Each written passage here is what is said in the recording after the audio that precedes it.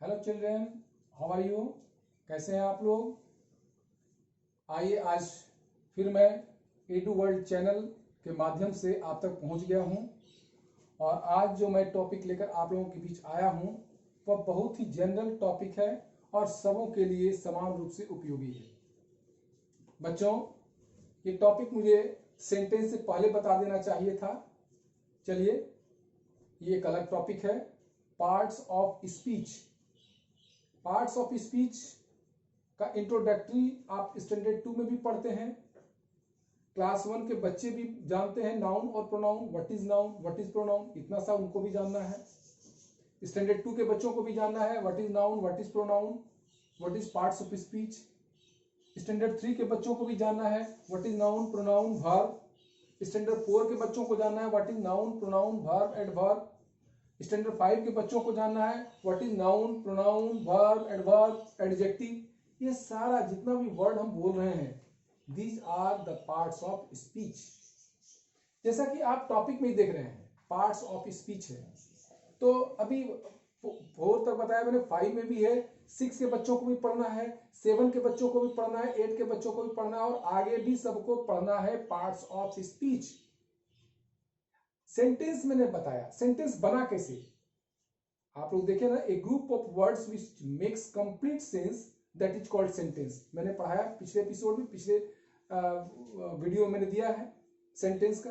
लेकिन वो सेंटेंस जो जिस पार्ट से बना है, जो ग्रुप ऑफ वर्ड्स है, वर्ड्स कौन कौन से वर्ड है, किस तरह के, ग्रामर में उसका क्या पोजीशन है, ग्रामर में उसको किस नाम से पुकारते हैं, इन सभी चीजों की जानकारी हम लोग पार्ट्स ऑफ स्पीच के अंतर्गत लेंगे। आइए देखिए, एक एक कर हम जानते हैं पार्ट्स ऑफ स्पीच के। पार्ट्स ऑफ स्पीच के 8 पार्ट हैं, यानी शब्दों के समूह से वाक्य बना, तो शब्द के प्रकार भी तो है। तो कि कौन कौन सा, इसमें ये 8 प्रकार में बांटा गया है। जैसे देखिए, नाउन है, प्रोनाउन है, वर्ब है, एडवर्ब है, एडजेक्टिव है, प्रीपोजिशन है, कंजक्शन है, इंटरजेक्शन है।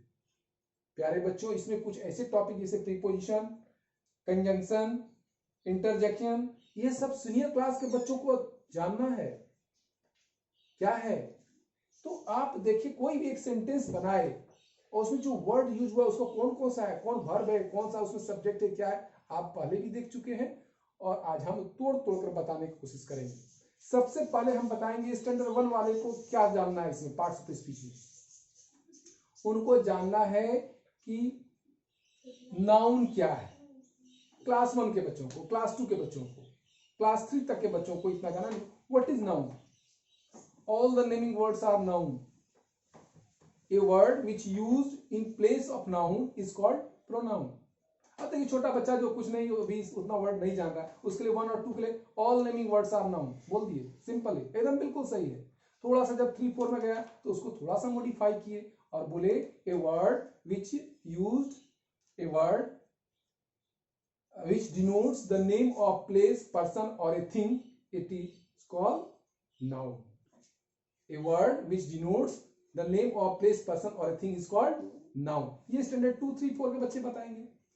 अब उनको अब यहाँ पर नाउन पढ़ के फिर आगे ज्यादा दूर नहीं जाना है, फिर नाउन का प्रकार देख लेना है कि नाउन कितने प्रकार का है। नाउन मीन्स क्या हुआ, संज्ञा। हिंदी में हम लोग क्या बोलते हैं संज्ञा को, बताइए।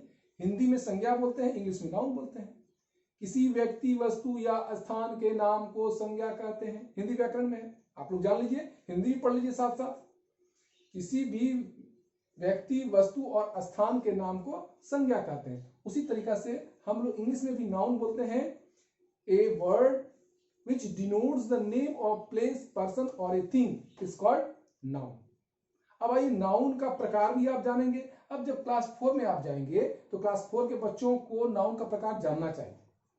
नाउन का प्रकार आप लोग जान रहे हैं, जैसे proper noun, common noun, abstract noun, material noun, है ना। और बताइए, देखिए नाउन बुक्स में, कुछ बुक्स में भी हुआ proper noun, common noun, material noun, collective noun, abstract noun. इस तरह से नाउन के कितने प्रकार हो गए, 5 प्रकार हो गए। तो ये क्लास 3 4 के बच्चों को, 5 के बच्चों को जानना चाहिए।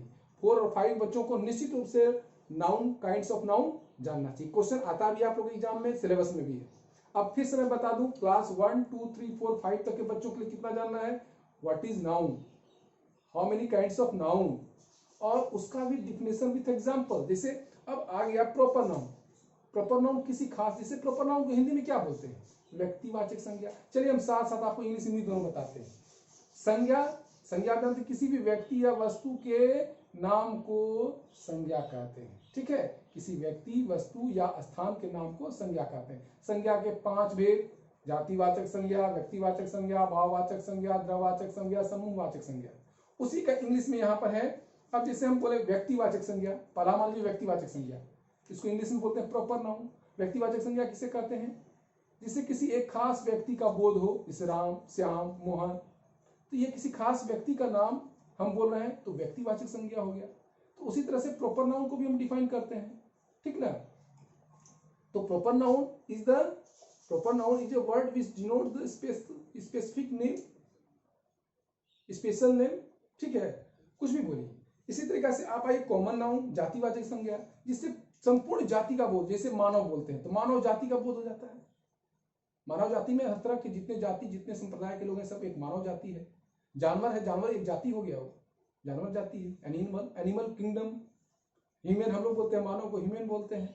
ये सब क्या है, ये सब हो गया आपका कॉमन नाउन के अंतर्गत। उसी तरह से मटेरियल नाउन यानी पदार्थवाचक संज्ञा या द्रववाचक संज्ञा, हिंदी में हम लोग जानते हैं द्रववाचक संज्ञा, जिसे नापा या तौला जा सके, जैसे आटा, घी, शक्कर, तेल, सब नापते तौलते हैं, तो मटेरियल नाउन, ठीक है, वही मटेरियल नाउन हो गया। कलेक्टिव नाउन, समूहवाचक संज्ञा, झुंड को, सभा को हम लोग इसको इसमें लेते हैं, झुंड है, सभा है, या चाबी का गुच्छा है, ये सब भी तो आ गया, ये सब भी आ गया कलेक्टिव नाउन में। ये हो गया आपका मटेरियल नाउन, ये हो गया कलेक्टिव नाउन, समूहवाचक संज्ञा, जिसमें कि सभा का बोध होता है या व्यक्तियों के समूह का बोध होता है, झुंड का बोध होता है, ठीक है। एब्स्ट्रैक्ट नाउन, भाववाचक संज्ञा, जिसे मिठाई, मिठाई से मिठास का आभास हो रहा है, बुढ़ापा, बुढ़ा हो जाता है बुढ़ापा, ये सब क्या है, ये सारा आपका एब्स्ट्रैक्ट नाउन का उदाहरण है, यानी कि भाववाचक, जिससे भाव, फीलिंग्स हो, फीलिंग्स की अनुभूति हो, ठीक है। तो हम शॉर्ट में भी बता रहे हैं, केवल इंट्रोडक्टरी थोड़ा सा देते जा रहे हैं। तो नाउन के बारे में जाने, नाउन का प्रकार जाने, ये सब क्लास 3, 4, 5 तक के बच्चों को निश्चित जानना चाहिए। अब आइए बात आती है कि नाउन के बाद जो दूसरा पार्ट है वो प्रोनाउन है। प्रोनाउन क्या है, ए word which used in place of noun, a word which used in place of noun, या सब्स्टिट्यूट, आप शॉर्ट में बोल सकते substitute for a noun, substitute for a noun, आप शॉर्ट में बोल दीजिए, जैसे आई, ही, सी। अब ये कैसे हुआ, जैसे हम बोल रहे हैं कि राम अंग्रेजी पढ़ता है, राम अंग्रेजी पढ़ता है, तो Ram reads English, Ram reads English, Ram अंग्रेजी पढ़ता है। अब राम के बदले में हम कह दें कि वह अंग्रेजी पढ़ता है, तो क्या बोल दिया हम, ही रीड्स इंग्लिश, तो यहां पर राम के बदले में ही का प्रयोग किए, तो ही क्या हुआ, ही हो गया प्रोनाउन, ही रीड्स इंग्लिश, वो प्रोनाउन है। तो हम बोल सकते हैं ना कि word which used in place of noun, क्योंकि नाउन राम था, उसके बदले में ही का प्रयोग किए। फिर से हम बोले, ए word which used in place of noun is called pronoun, यानी कि नाउन, नाम जहां है उसके बदले में जो लगा दे। अब इसे राम के बदले मैंने ही लगाया। अब हम बोले कि गीता गाना गाती है, तो गीता सिंग्स ए सॉन्ग, या गीता गाना गा रही है, Gita is singing a song. तो इसमें जो गीता के बदले में हम ये लगा दे she, she is singing a song, she sings a song, she is dancing, वह डांस कर रही है, तो सी लगाए किसके लिए, गीता के लिए, तो गीता के लिए सी लगाए, तो यहां पर क्या हो गया, सी प्रोनाउन हुआ, जबकि गीता क्या है, नाउन है, नेम है, वो नेमिंग वर्ड है, तो नाउन, गीता नाउन हो गया, लेकिन गीता के बदले में सी का जो प्रयोग किया, ऐसा चीज सी, वह प्रोनाउन हो गया।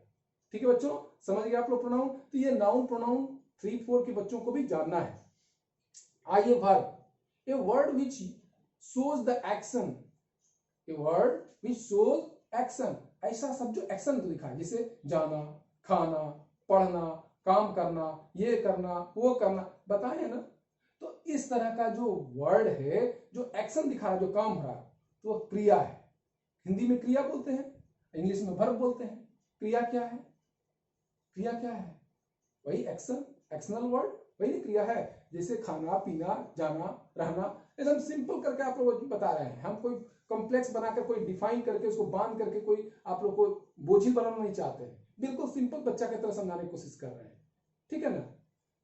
तो आप लोग समझ गए, ए word which show the action that is called verb. तो वर्ब का प्रकार भी पढ़ना है हम लोग को, है ना। उसमें कई सिचुएशन का आधार पर, जैसे कहीं फाइनाइट वर्ब, इनफाइनाइट वर्ब है, मेन वर्ब, ऑक्सिलरी वर्ब है, ये सब है जो कि हम लोग वर्ब का जब डिटेल से एक करके पढ़ेंगे, सबका पढ़ेंगे एक डिटेल्स तो जानेंगे। इसी प्रकार एडवर्ब है। एडवर्ब क्या है? एडवर्ब को हम लोग शॉर्ट में बोल सकते हैं modifier of an adjective verb and other word.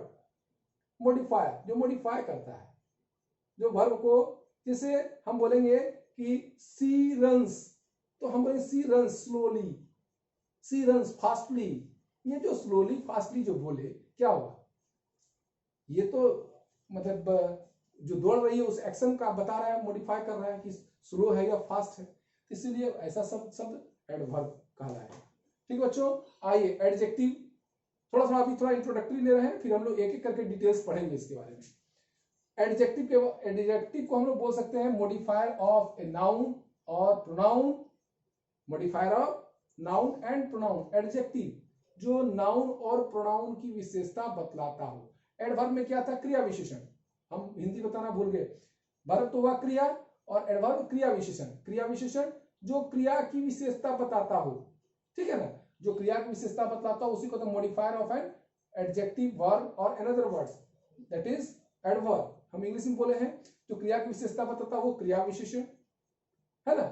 और एडजेक्टिव, एडजेक्टिव को क्या बोलते हैं? विशेषण, जो कि क्या है? मॉडिफायर ऑफ, यहां पर एडजेक्टिव मॉडिफायर ऑफ नाउन और प्रोनाउन, जो नाउन और प्रोनाउन की विशेषता बताता हो, यानी संज्ञा और सर्वनाम की विशेषता बताता हो। तो आप समझ गए एडजेक्टिव। अब देखिए फिर से हम एडजेक्टिव यहाँ 5 नंबर तक है, फिर ऊपर थोड़ा सा चलते हैं। अभी नाउन जिसको हिंदी में संज्ञा बोले, प्रोनाउन जिसको सर्वनाम बोले, सर्वनाम का भी प्रकार पढ़ना है आपको, नाउन का प्रकार इसे हम बता दिए। वर्ब का भी प्रकार आपको पढ़ना है। वर्ब जिसको क्रिया बोलते हैं, क्रिया किसे कहते हैं जान रहे हैं।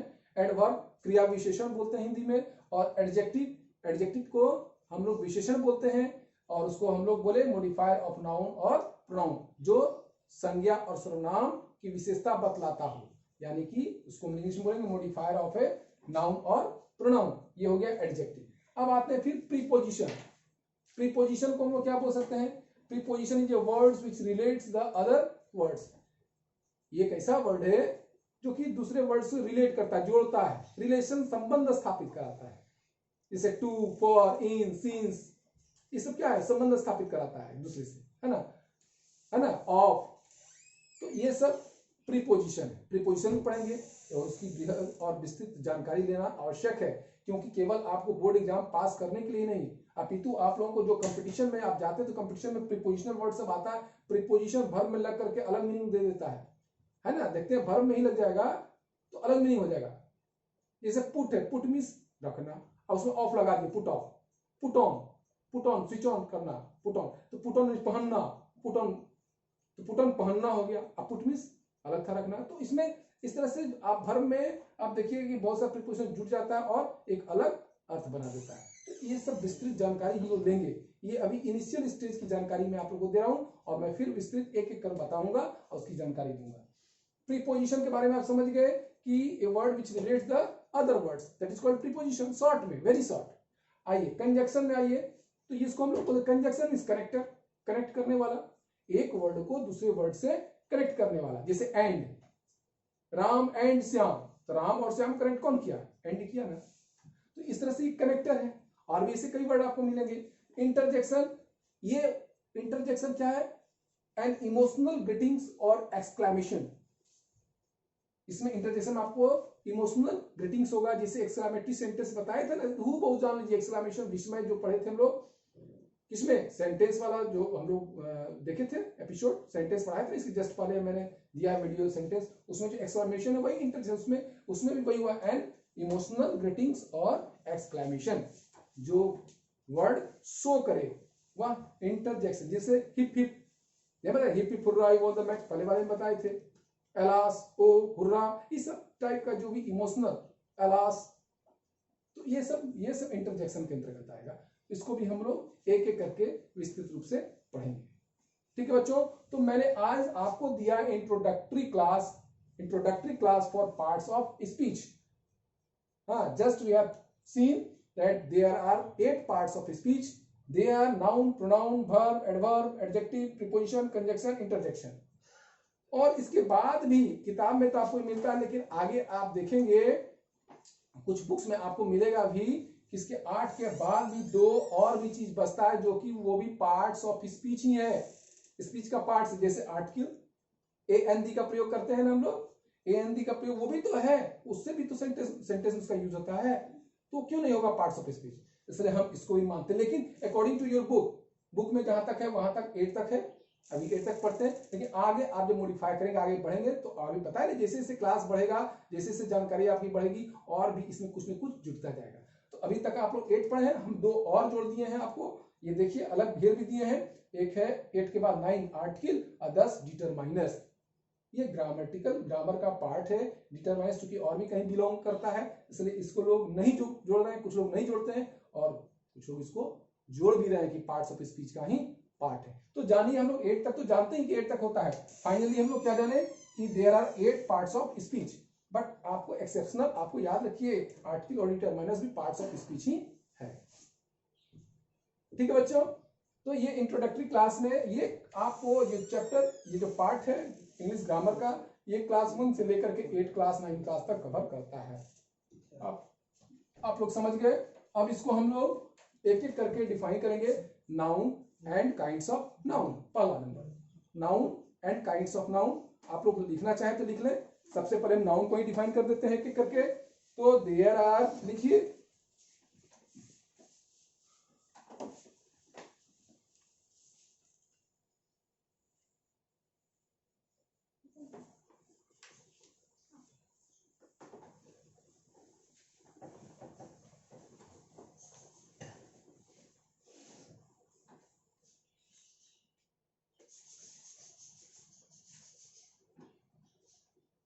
इसको हम लोग लिख सकते हैं कि on the basis of meaning, on the basis of meaning और for there are 5 kinds of noun. They are number 1 proper noun, number 2 common noun,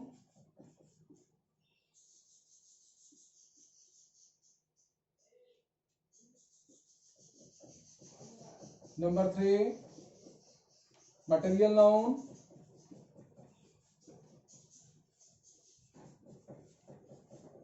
number 4 abstract noun या collective noun, पढ़ लीजिए collective noun, और number 5 abstract noun।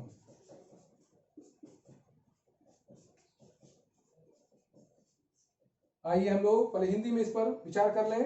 और ये तो मैंने लिखा है on the basis of meaning और for there are 5 kinds of noun. इसको ध्यान देने की बात है कि मीनिंग के आधार पर ये 5 प्रकार का है। ऐसे हम लोग यदि हम लोग क्वांटिटी के आधार पर देखें, नाउन का 2 ही भेद होता है। इसमें यदि हम लोग संख्या या मात्रा के आधार पर नाउन को डिवाइड करेंगे तो इसमें 2 ही होता है, काउंटेबल नाउन और अनकाउंटेबल नाउन। जिसको गिना जा सके वो काउंटेबल, जिसको नहीं गिना जा सके अनकाउंटेबल नाउन। ये 2 ही प्रकार है। वो हो गया संख्या के आधार पर, गिनती के आधार पर, ठीक ना। मात्रा संख्या या मात्रा का, इसीलिए उसको संख्या और मात्रा माने on the basis of number and matter, you can say, है ना। We can divide it into 2 parts, countable noun and uncountable noun, follow it. लेकिन on the basis of meaning और for there are 5 kind of noun. Hindi में भी हम लोग जो संज्ञा के बारे में पढ़ते हैं, तो संज्ञा के 5 भेद, उसमें क्या है, पहले हम लोग बोलते हैं व्यक्तिवाचक, ये देखिए प्रॉपर नाउन, हिंदी भी सीखते जाइए, इसको हम लोग बोलते हैं व्यक्तिवाचक संज्ञा, व्यक्तिवाचक संज्ञा, साथ साथ हिंदी भी आप लोग का होता जाएगा, इसलिए आप लोग ध्यान दें। दूसरा है कॉमन नाउन, जातिवाचक संज्ञा।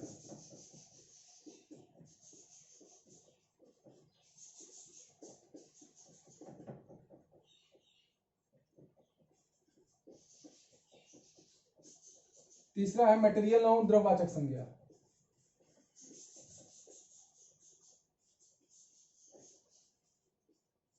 और चौथा कलेक्टिव नाउन, समूहवाचक संज्ञा। और एब्स्ट्रैक्ट नाउन, भाववाचक संज्ञा।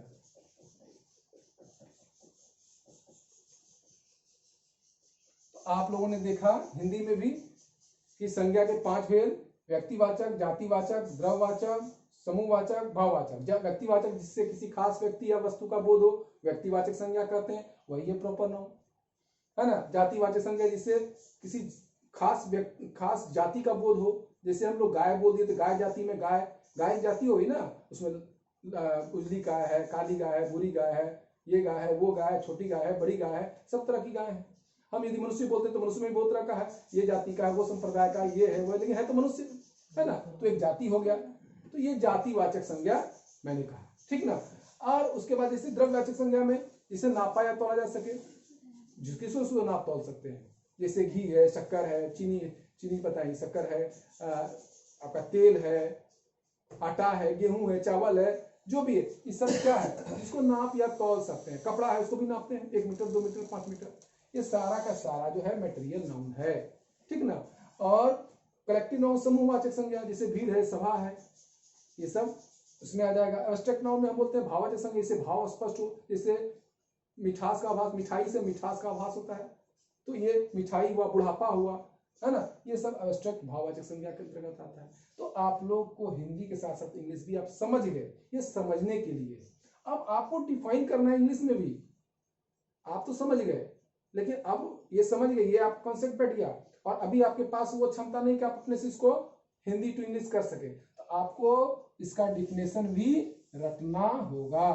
और इसका डिफिनेशन हम एक एक करके लिख करके आपको व्हाट्सएप पर सेंड कर देते हैं, कारण कि अभी लिखेंगे तो क्या होता है ना कि बहुत ज्यादा समय लिखने में लगेगा, हमको मेन थीम समझाना था, समझा दिए। अब इसका जो लिखने वाला पार्ट है वो सब हम आप लोगों को इसका डिफिनेशन लिख करके एज ए होमवर्क आपके जो ग्रुप है, जो ग्रुप बना हुआ है आप लोगों का क्लास वाइज, उस क्लास में जिसका जैसा ग्रुप है, जिसका जैसा जहां तक पढ़ना है, वो ग्रुप में हम इसका दे देंगे। अब कुछ एक्सरसाइज भी देंगे।